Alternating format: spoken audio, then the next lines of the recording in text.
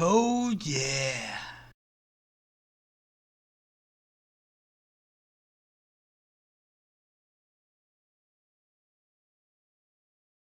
Bonjour! Alors aujourd'hui ça va être une petite vidéo très rapide. Je vais revenir sur mes dires. Ça fait 2 vidéos que je pensais qu'on allait avoir une correction parce que tous les indicateurs étaient en surchauffe. Et puis notamment quand on a eu cette bougie avec ce gap. Alors attendez, je vous l'agrandis pour que vous voyez mieux. Voilà, on a eu un très grand gap baissier et puis une bougie rouge qui a suivi. Et vous voyez, on était justement dans une zone de surchauffe depuis un moment sur le RSI, puis on a commencé à vouloir redescendre. Même chose sur la MACD, on avait des volumes dégressifs. La stochastique, c'était pareil, elle commençait à redescendre. Et tout ça, on est dans les zones de surchauffe dans chacun des indicateurs. Et comme il y avait un signe où on pouvait rechuter dans chacun des indicateurs. Et là, je vous en montre quelques-uns parmi tant d'autres, hein, mais ils étaient tous en surchauffe. C'est pour ça que je pensais à une correction éventuelle, d'autant plus que ça pouvait suivre le schéma de Wyckoff. Là, eh bien maintenant, je refais une vidéo de mise à jour parce qu'on n'est plus du tout dans ce que j'avais prévu. En tout cas, dans ce qui était possible, et je ne pense plus qu'une correction puisse arriver. Un retracement, oui, peut-être, mais honnêtement, je doute qu'on redescende dans les zones aussi basses qui sont là. Alors, on va parler du gap CME, on va parler de plusieurs scénarios qui peuvent être envisageables, mais très honnêtement, retomber en dessous de cette trendline bleue, j'en doute très fortement et j'irai même plus loin, redescendre en dessous de ce trait jaune, je ne suis pas sûre que ça arrive. Alors, avant de commencer, je veux juste vous montrer un truc. Comme je vous l'ai dit, tous les indicateurs indiquaient une surchauffe. Donc c'est pour ça que je m'attendais à une correction, entre autres. Sauf que parfois, ça arrive quand on a une tendance très forte et beaucoup de manipulation. Ça arrive qu'on reste dans les zones de surchauffe pendant très longtemps. Si je vous montre notre dernière période d'accumulation, vous allez voir qu'en fait, toute la montée, eh bien, on l'a fait dans une zone de surchauffe. Donc, à partir de novembre, quand on est remonté, vous voyez, toute cette jambe haussière ici, eh bien, regardez, on était en surchauffe depuis un long moment. Regardez-moi ça, là. Là, on était en surchauffe depuis le 15 octobre. Hein. Et pourtant, on a continué. Et après, on est resté en surchauffe. On a fait un petit boui-boui, mais peu importe. C'était un retest, justement. Mais tout le reste, regardez, de là, donc qui représente cette bougie, la première bougie haussière, jusqu'en haut, eh bien, on était dans une zone de surchauffe. Et même chose pour le MACD, c'est la même chose, on était dans une zone de surchauffe, avec, en plus, si je l'agrandis un petit peu, vous allez voir que pendant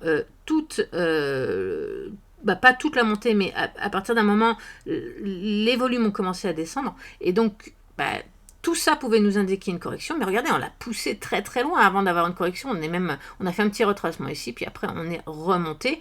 Donc en gros, on est resté du 5 novembre jusqu'au 18 décembre en période de surchauffe. Même chose pour la stochastique, regardez ça.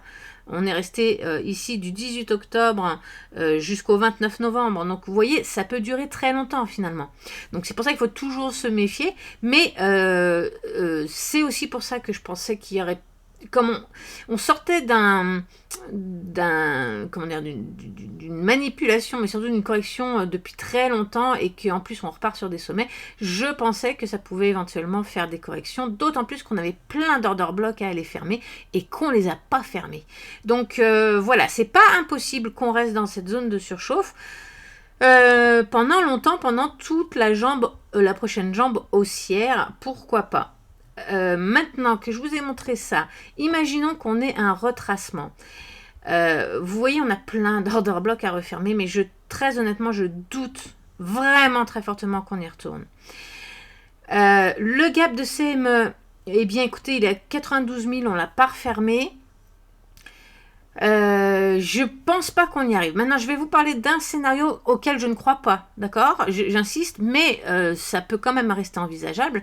Donc, je vais quand même vous en parler. On pourrait justement aller taper le haut du canal ici, récupérer peut-être au passage les buy-side liquidity, et après on pourrait retracer. Alors, deux scénarios possibles. Soit on retrace jusqu'à la médiane ici qui correspond aux 100 000. Ça, c'est déjà plus envisageable. Je vous en parle après. Soit on pourrait clôturer au-dessus des 100 000 et avoir une mèche qui pourrait redescendre un peu, refermer tout ça et retester cette trendline bleue. Pourquoi pas? Mais je n'y crois pas trop. Voilà, on a une force acheteuse très grande. Ils veulent démarrer sans laisser aucune chance à personne de rentrer. Et c'est exactement ce qui se passe parce que ici, on s'attendait à une correction. Et ici, on s'attendait à une correction. Et on ne l'a pas eu. Donc, tous ceux qui voulaient se placer ici et ici, eh bien, ils n'ont pas pu rentrer. Donc, c'est ça. Ils ne nous laissent pas la place de rentrer. On pourrait éventuellement faire ça. Pour le gap, moi, il me semble beaucoup trop loin. Beaucoup trop loin. Alors peut-être qu'avec une mèche, on pourrait aller l'atteindre pour retester le bas du canal. On pourrait se faire refouler ici, puis retester le bas du canal. Mais ça serait plus avec des mèches plutôt qu'avec des corps. Je pense que ça irait très vite. Et comme je vous l'ai dit, je ne crois pas à cette solution. Mais je vous la donne quand même parce que ça peut rester envisageable. Mais ce n'est pas ce que je préconise. Moi, personnellement, je ne pense pas qu'on redescende en dessous de cette ligne-là qui correspond aux 100 000. Je vous en avais déjà parlé dans ma dernière vidéo. Si on doit retracer, ça serait juste pour confirmer les 100 000. Peut-être, éventuellement. Maintenant, ça va dépendre de là où on monte. Ça va dépendre aussi des trendlines qu'on va casser sur le chemin. Parce que le but, c'est de ne pas redescendre en dessous des trendlines. Alors, avec des mèches, pourquoi pas, mais pas avec les corps. Et donc, plus on monte, vous voyez que si on vient ici, on aura traversé ces deux trendlines. Ça me paraît compliqué de redescendre, de les recasser à la baisse, alors qu'on est en plein marché aussi avec une force acheteuse énorme et que les marchés sont relancés. Ça me paraît un peu improbable. Donc, je suis même pas sûre qu'on retourne chercher les 100 000. On pourrait peut-être stagner un petit peu, on pourrait aller les retester là, éventuellement. Vous voyez, on est en train de se faire refouler, on s'est fait refouler deux fois, une fois hier, une fois aujourd'hui, mais la journée n'est pas finie, attention. Mais si on clôture en dessous, donc dans cette trendline, pourquoi pas un petit retracement aux 100 000 justement pour aller valider ce prix et ensuite boum, on s'envole. Ça, c'est pas impossible, c'est même presque envisageable. Voilà, je dirais c'est presque ce que je préconise le plus. Si on se fait refouler aujourd'hui, si on clôture au-dessus, c'est autre chose. Mais si aujourd'hui on reste dans cette trendline, donc c'est-à-dire que si on clôture en dessous des 103 385, il y a peut-être une possibilité qu'on aille retester les 100 000 et qu'on reparte après. Si ce n'est pas le cas, si on clôture au-dessus puis qu'on continue la jambe haussière, alors le retracement pourrait être sur la borne haute de mon canal. Mais là, ça devient compliqué de redescendre à la médiane. On pourrait revenir retester cet order block baissier qui, du coup, quand on va le passer à la hausse, va devenir un breaker block haussier. Donc, on pourrait peut-être éventuellement revenir retester ça. Donc, aux alentours des 104 000, allez, 105 000, aux alentours des 105 000, ça pourrait être possible aussi. Mais très honnêtement, redescendre là-dedans, j'y crois pas une seule seconde. D'autant plus que je vous avais montré des schémas de Wyckoff, mais je vous avais expliqué qu'il y avait plein de schémas de Wyckoff. Et je pense que c'est celui-là qu'on a fait. Donc vous voyez, une fois qu'on a fait le spring, on monte en ligne droite. Et c'est ce qu'on a fait jusqu'à présent en tout cas. Donc je pense qu'on est plus dans ce schéma-là. Et donc si on est dans ce schéma, vous voyez qu'on ne redescend pas après. On vient retester les sommets, on retester les mouvements clés, les prix clés. Et les prix clés, c'est quoi? C'est le 100 000 parce que c'est un prix psychologique énorme. Et ça représente ce petit boui-boui où on a buté longtemps. Ce petit boui-boui pourrait représenter justement... un petit peu cette phase de retest qu'on n'a pas réussi, c'est-à-dire que on a voulu le passer et on n'a pas réussi, il y avait trop de force vendeuse. Donc ce petit boui-boui pourrait éventuellement représenter ceci en fait. Mais on n'a pas eu la force de remonter plus haut. C'est possible, c'est possible, voilà. On ne peut pas vraiment savoir. Ou alors, sinon, c'est celui-là, ce sommet-là. Et dans ces cas-là, on compte ce sommet-là pour le premier sommet, deuxième sommet, et ensuite retest. Premier sommet, deuxième sommet, et ensuite retest. Peu importe, j'ai envie de dire très honnêtement, on s'en fout complètement. Ce qui compte, c'est de savoir nos zones clés, qu'est-ce qu'on pourrait aller retester. Et moi, je pense qu'on pourrait aller retester donc la médiane parce qu'elle correspond au prix psychologique des 100 000. D'accord, si la médiane n'était pas aux 100 000, je dirais peut-être pas ça. Là, c'est uniquement, je me fie au prix des 100 000, et comme par hasard, ce prix des 100 000 correspond à ma médiane.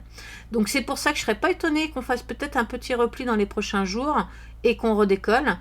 Mais encore une fois, ça va dépendre de notre clôture d'aujourd'hui, vous l'avez bien compris, d'accord?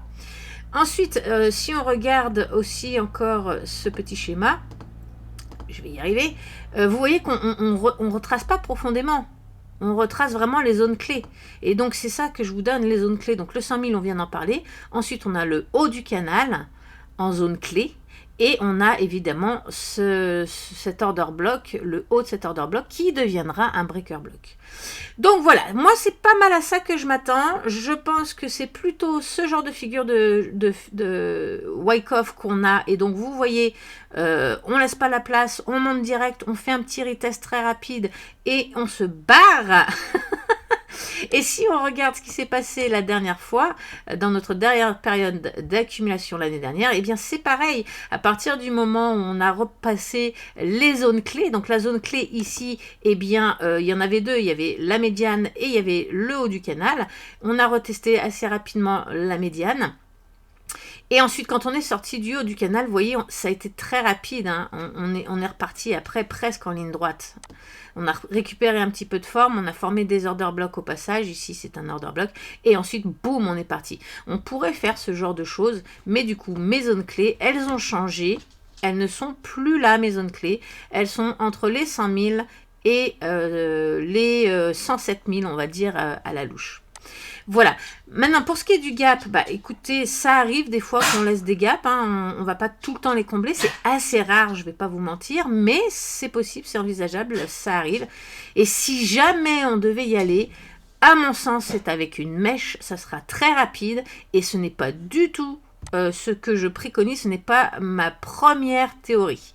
Voilà, sur ce, bah écoutez, je le rappelle encore une fois, n'hésitez pas à vous abonner pour avoir l'heure juste, pour pouvoir suivre toutes mes vidéos. Ça m'encourage en plus de ça. Likez, commentez, partagez. Et puis, bah écoutez, je vous laisse dans l'euphorie parce que je pense que vous êtes comme moi, vous êtes super content d'être arrivé là. Oui, c'est chiant, ils nous ont pas laissé le temps de rentrer, c'est certain. Mais bon, si comme nous dans le groupe privé, on s'est positionné à partir du moment où on a fait un nouveau sommet, on s'est positionné ici justement au cas où on ne retracerait pas. Donc nous, on a pu rentrer, mais si vous n'avez pas pu rentrer, c'est un peu con, je l'avoue, c'est certain. N'hésitez pas trop longtemps parce que si on part rapidement, vous n'aurez plus du tout aucune chance de rentrer. Et sur ce, très belle journée à tous. Bye.